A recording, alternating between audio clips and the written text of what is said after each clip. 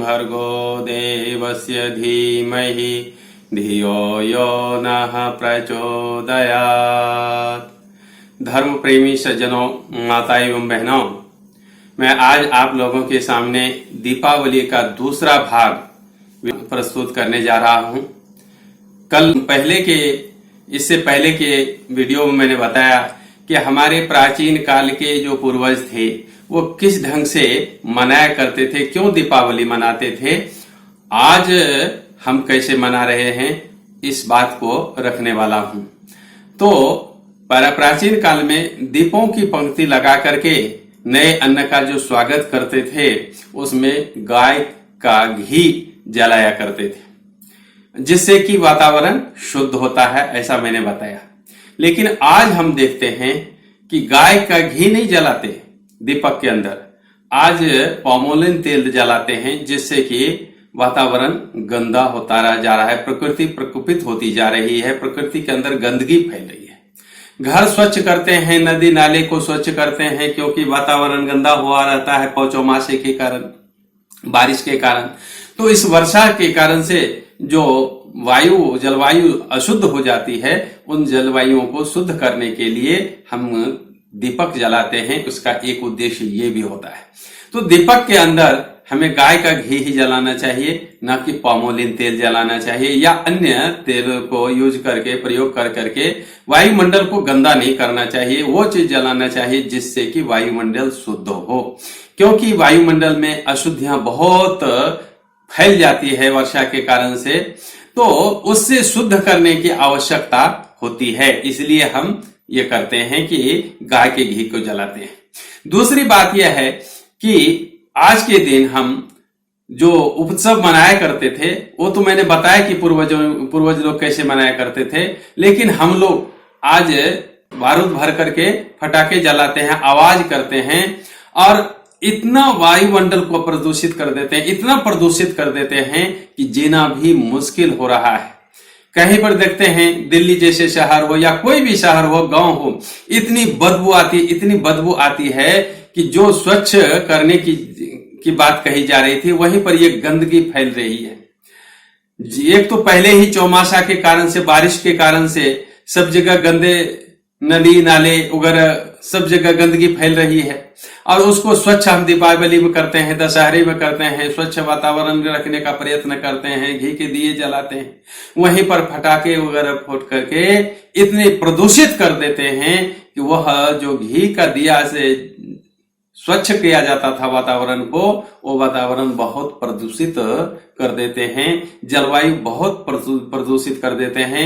Oxygen इतनी कम होती जा रही है कि हम लोगों को जीना मुश्किल हो रहा है, अनेक प्रकार के रोगों के शिकार बनते जा रहे हैं।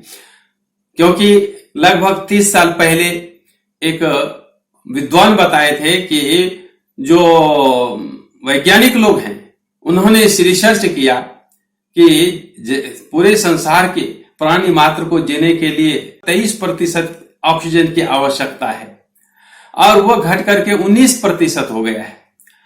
और अगर इसी ढंग से वायु के अंदर जो ऑक्सीजन है वह कम होता चला गया, जब 16% पर आ जाएगा तो एक भी संसार का प्राणी जिंदा रहने वाला नहीं है।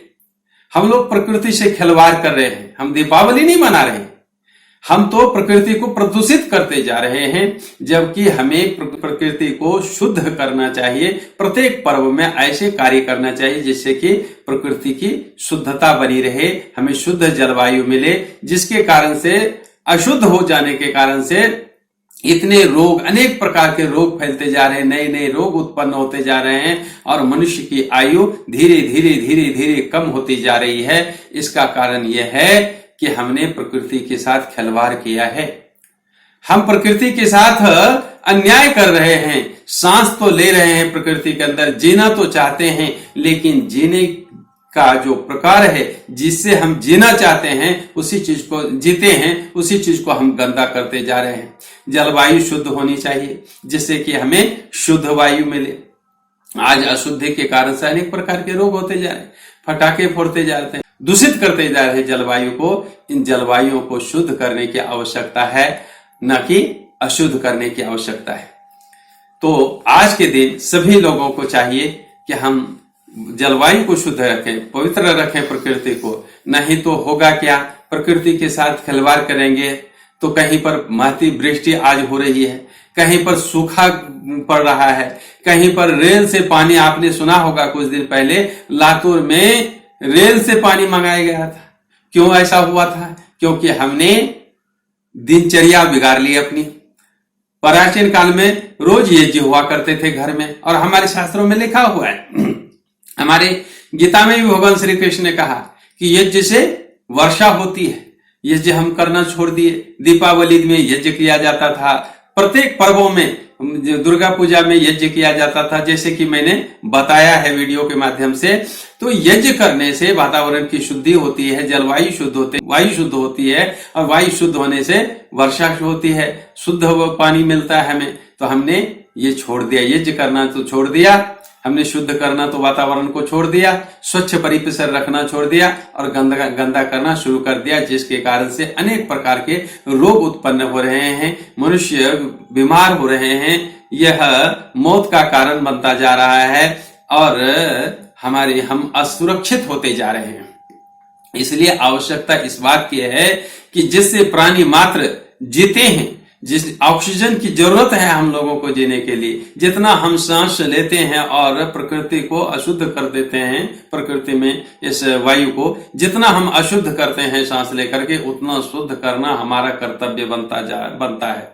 और हम तो क्या कर रहे हैं, अशुद्ध ही करते जा रहे हैं। प्रकृति के साथ खिलवाड़ करने के कारण से ही जहां पर बैलेंस रहता था बना हुआ, जहां पर शुद्ध वातावरण रहता था ये भारत, वही अशुद्ध होता जा रहा है, और अनेक प्रकार से हम विपत्तियों से घिरते जा रहे हैं। रेल से पानी लाने की क्या जरूरत थी, लेकिन रेल से पानी इस लातूर में आप लोगों ने सुना है, महाराष्ट्र में, पूरे संसार के अंदर यह समाचार फैल गया था। तो ऐसा क्यों हो रहा है? इसलिए हो रहा है क्योंकि हम प्रकृति के साथ खिलवाड़ कर रहे हैं। तो सज्जनों, आज दीपावली के दिन दीपों की पंक्ति घी के दिए से लगाइए, न कि पामोलिन तीन या अन्य जिससे कि वातावरण प्रदूषित हो जाए, ऐसे चीज मत जलाइए, और फटाकों से मत गंदा कीजिए इस प्रकृति को। एक दिन हम ही उसका शिकार हो जाएंगे। प्रकृति को हमें गंदा करने का कोई अधिकार नहीं। परमात्मा ने हमें जीने के लिए ऑक्सीजन दिया है, तो जितना हम ऑक्सीजन लेते हैं और गंदा करते हैं, उतना ही ऑक्सीजन निर्माण करना भी हमारा कर्तव्य बनता है। इसलिए मैं आज ये दूसरे भाग में ये आप लोगों को बताना चाहता हूं कि प्रकृति को गंदा मत कीजिए। उत्तर भारत में आपने देखा कि प्रकृति से हमने खिलवाड़ किया, और वहां पर इतनी बारिश हुई और भूस्खलन हुआ, बहुत सारे लोग मर गए। क्यों मर गए? जब उनको वैज्ञानिकों ने पहले बताया था कि यहाँ भूस्खलन हो सकता है बारिश के दिनों में, लेकिन फिर भी हमने उस पर ध्यान न रखा और असंख्य लोग मर गए। इसी तरह से प्रकृति वातावरण को अशुद्ध करने से बचाना है, और बचाना है, शुद्ध वातावरण रखना है, तो आज के दिन प्रण लेना चाहिए कि हम ऐसे कार्य नहीं करेंगे जिससे कि वातावरण गंदा हो जाए, जलवायु गंदा हो जाए, हमें इस प्रकृति में सांस लेना भी मुश्किल हो जाए। पटाखे वगैरह से बजा करके, बारूद वगैरह से बचाना चाहिए, और जब तक हम बचाएंगे नहीं तब तक यह प्रकृति शुद्ध रहने वाली नहीं है, और अशुद्ध प्रकृति में, अशुद्ध जलवायु में हम लोग अस्वस्थ होते जा रहे हैं, हमारी आयु घटती जा रही है। आप देख रहे हैं, लोग, हमने सुना है, वेदों में बताते हैं कि 400 वर्ष तक जीने के लिए परमात्मा ने हमें यह आयु दिया है, लेकिन आज 100 वर्ष भी हम लोग जी नहीं पाते हैं। 50-60 में जाते जाते हम कह देते हैं हम तो बूढ़े हो गए, अब तो हम बूढ़े हो गए। जबकि हम इतिहास को पढ़ते हैं, महाभारत को पढ़ते हैं, तो भीष्म पितामह उस युद्ध के समय में सुनते हैं, पढ़े हैं, 170 वर्ष की आयु थी, और उस समय नौजवानों की तरह युद्ध कर रहे थे।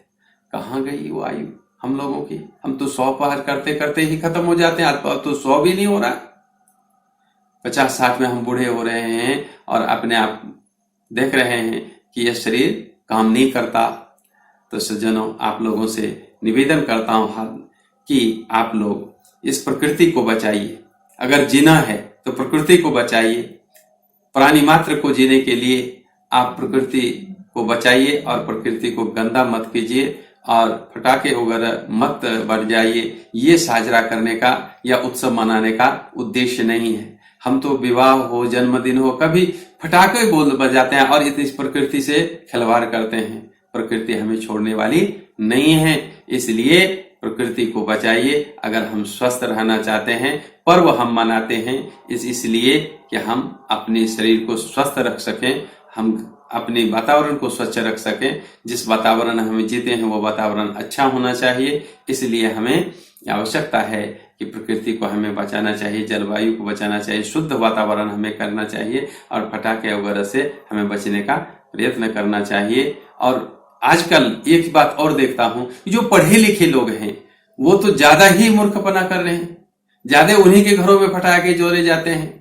विवाह हो, जन्मदिन हो या कोई भी उत्सव हो और कोई उत्सव मुझे खुशियों का दिन होता है तो उसमें पटाखे फोड़ करके प्रकृति से खिलवाड़ करने लग जाते हैं।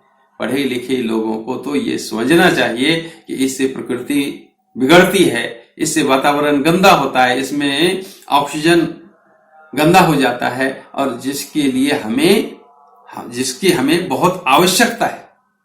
तो प्रकृति को बचाइए, स्वास्थ्य को बचाइए और प्राणी मात्र के लिए उपकार कीजिए, यज्ञ कीजिए, यज्ञ में आहुतियां दीजिए पदार्थों की, जिससे कि वातावरण की शुद्धि हो।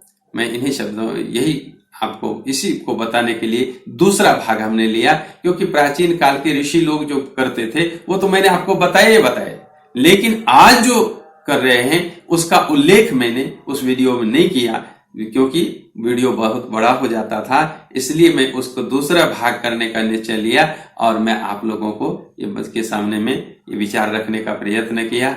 मैं इन्हीं शब्दों के साथ अपने वक्तव्य को विराम देता हूं और आशा करता हूं कि जरूर आप प्रकृति को शुद्ध रखने का प्रयत्न करेंगे। अच्छे सुगंधित पदार्थ जलाएंगे, घी का दिया जलाएंगे, जिससे कि वातावरण के अंदर ऑक्सीजन फैले, ऑक्सीजन निर्माण हो और शुद्ध रहे। इन्हीं शब्दों के साथ अपने वक्तव्य को विराम देता हूं। सबके हृदय में निवास करने वाले उस परम पिता परमात्मा को प्रणाम करता हूं। ओम शांति।